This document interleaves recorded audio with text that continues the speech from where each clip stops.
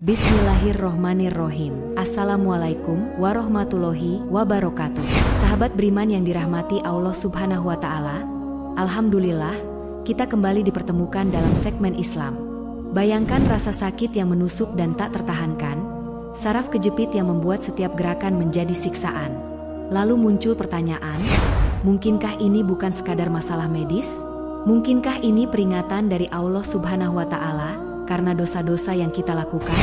Sebagai umat Islam, kita perlu merenung lebih dalam. Sahabat yang dirahmati Allah Subhanahu wa Ta'ala, mungkin sebagian dari kita pernah merasakan sakit fisik yang muncul tiba-tiba, seperti saraf kejepit. Bagi banyak orang, ini mungkin dianggap sebagai masalah medis biasa yang disebabkan oleh aktivitas fisik atau postur tubuh yang kurang baik. Namun, tahukah Anda bahwa dalam ajaran Islam, dosa-dosa yang kita lakukan juga bisa mempengaruhi kondisi kesehatan kita? Rasulullah Shallallahu Alaihi Wasallam mengingatkan bahwa setiap dosa, sekecil apapun, akan meninggalkan dampak, baik pada hati maupun tubuh kita. Tonton video ini sampai akhir agar tidak sesat. Dalam video kali ini, kita akan membahas penyebabkan saraf kejepit dalam Islam. Sebelum kita melanjutkan, mari bersama-sama mengucapkan sholawat kepada Nabi Muhammad Shallallahu Alaihi Wasallam. Sholawat adalah amalan yang membawa rahmat, keberkahan, dan syafaat di akhirat. Jangan lupa tuliskan sholawat di kolom komentar untuk menebar kebaikan. Allahumma sholli ala sayyidina Muhammad, wa ala ali sayyidina Muhammad. Dan jangan lupa juga untuk memberikan like, subscribe, dan aktifkan lonceng notifikasinya agar Anda tidak ketinggalan video-video Islami lainnya.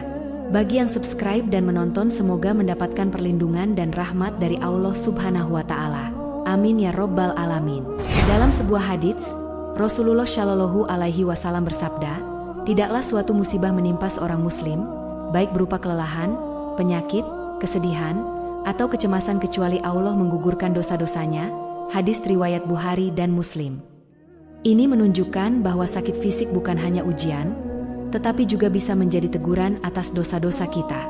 Secara medis, saraf kejepit adalah kondisi di mana ada tekanan pada saraf di tulang belakang atau bagian tubuh lainnya, menyebabkan nyeri luar biasa hingga menghambat pergerakan.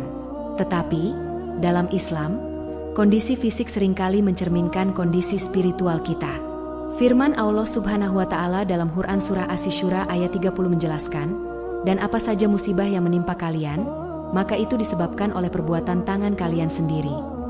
Ini mengingatkan kita bahwa ada kaitan yang erat antara perbuatan kita dan kondisi kesehatan kita. Salah satu dosa yang sering kita remehkan adalah menyimpan amarah. Dalam Islam, amarah yang tidak dikendalikan bisa membawa banyak dampak negatif, baik secara spiritual maupun fisik. Rasulullah Shallallahu Alaihi Wasallam bersabda, orang kuat bukanlah yang pandai bergulat, tetapi orang kuat adalah yang mampu menahan amarahnya.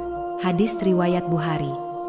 Banyak dari kita yang menyimpan kemarahan dalam hati kepada pasangan, orang tua, atau teman tanpa pernah menyalurkannya dengan benar. Amarah yang dipendam ini tidak hanya merusak hati, tetapi juga tubuh kita. Cobalah untuk mengingat, berapa kali Anda merasa nyeri di punggung atau bahu setelah melalui hari-hari penuh stres dan kemarahan? Ini bukan kebetulan. Secara spiritual, kemarahan yang tidak diatasi bisa menyebabkan ketegangan pada tubuh, terutama pada saraf. Ada sebuah kisah nyata tentang seorang ibu yang selama bertahun-tahun menyimpan rasa kesal kepada suaminya tanpa pernah mengungkapkannya. Rasa amarah yang terpendam ini muncul akibat berbagai hal kecil yang terus menumpuk.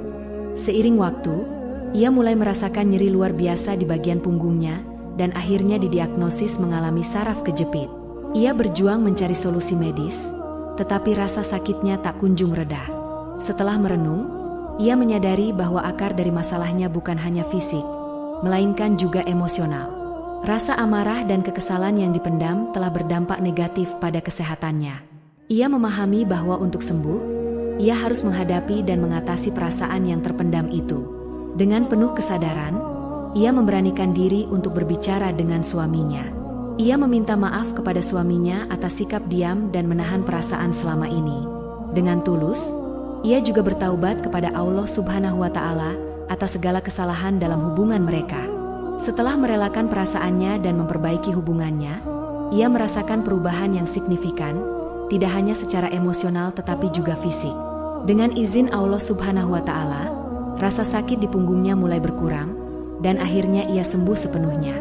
Kisah ini menjadi pengingat bahwa kesehatan kita tidak hanya dipengaruhi oleh faktor fisik, tetapi juga oleh kondisi emosional dan spiritual kita. Dalam Islam, menjaga hati dan hubungan dengan sesama adalah kunci untuk meraih kesehatan yang utuh. Sahabat beriman, menghadapi kondisi seperti saraf kejepit memang bisa menjadi ujian yang berat. Namun, kita harus ingat bahwa di balik setiap ujian, terdapat hikmah dan pelajaran berharga yang bisa kita ambil. Selain perawatan medis yang diperlukan, langkah-langkah spiritual juga sangat penting untuk menjaga kesehatan kita. Pertama-tama, introspeksi diri adalah langkah yang krusial. Mari kita merenung sejenak. Apakah kita telah berbuat baik kepada orang-orang di sekitar kita, terutama keluarga? Mengakui kesalahan dan meminta maaf kepada mereka yang telah kita sakiti adalah salah satu kunci untuk menyembuhkan hati dan tubuh kita. Seperti yang diajarkan Rasulullah Shallallahu Alaihi Wasallam, memperbaiki hubungan dengan sesama merupakan jalan menuju kedamaian. Selanjutnya, bertaubat dan memohon ampunan kepada Allah Subhanahu wa Ta'ala adalah langkah yang tidak boleh kita abaikan. Setiap manusia pasti melakukan kesalahan, baik yang disadari maupun tidak. Dalam sebuah hadits, Rasulullah Shallallahu Alaihi Wasallam bersabda, semua anak Adam adalah pendosa, dan sebaik-baik pendosa adalah yang bertaubat. Dengan memperbanyak istighfar, kita dapat membersihkan hati dari noda dosa yang mengganggu, dan hal ini akan membawa dampak positif bagi kesehatan fisik kita. Selain itu, menjaga silaturahmi dan berbuat baik kepada sesama juga merupakan amalan yang dianjurkan dalam Islam. Hubungan yang harmonis dengan orang-orang terdekat, terutama keluarga, akan membawa kedamaian yang berdampak langsung pada kondisi fisik kita. Tidak ada yang lebih baik daripada mendekatkan diri kepada Allah Subhanahu wa Ta'ala. Al-Quran adalah sumber petunjuk dan penyembuhan. Dalam Quran Surah Al-Isra ayat 82, Allah Subhanahu wa Ta'ala berfirman, "Dan kami turunkan dari Al-Quran suatu yang menjadi penawar dan rahmat bagi orang-orang yang beriman." Mengamalkan ajaran Al-Quran dalam kehidupan sehari-hari, seperti melaksanakan sholat, berdoa, dan mengingat Allah Subhanahu wa Ta'ala, dapat memberikan ketenangan jiwa yang sangat penting bagi kesehatan kita. Ketika kita menjauhi dosa, kita juga menjauhkan diri dari segala bentuk penyakit yang mungkin menyerang tubuh kita. Sahabat beriman yang dirahmati Allah Subhanahu wa Ta'ala, kesehatan adalah amanah yang harus kita jaga dengan baik. Ketika kita merasakan sakit, seperti saraf kejepit atau penyakit lainnya, ini adalah saat yang tepat untuk merenungkan kembali perbuatan kita. Apakah ada dosa yang belum kita taubati? Apakah ada hubungan yang perlu diperbaiki? Jangan biarkan dosa menjadi penghalang antara kita dan kesehatan yang Allah Subhanahu wa Ta'ala karuniakan. Merenung dan bertanya pada diri sendiri adalah langkah awal yang baik untuk menuju perbaikan. Mari kita berusaha untuk memperbaiki hubungan kita dengan Allah Subhanahu wa Ta'ala dan sesama manusia. Dengan demikian, hidup kita akan dipenuhi dengan berkah dan kesehatan. Semoga Allah Subhanahu wa Ta'ala senantiasa memberikan kita kesehatan, baik jasmani maupun rohani, serta menjauhkan kita dari segala dosa yang dapat membawa penyakit. Amin ya Rabbal Alamin. Terima kasih telah menonton. Sampai jumpa di segmen berikutnya. Wallahu a'lam bishawab.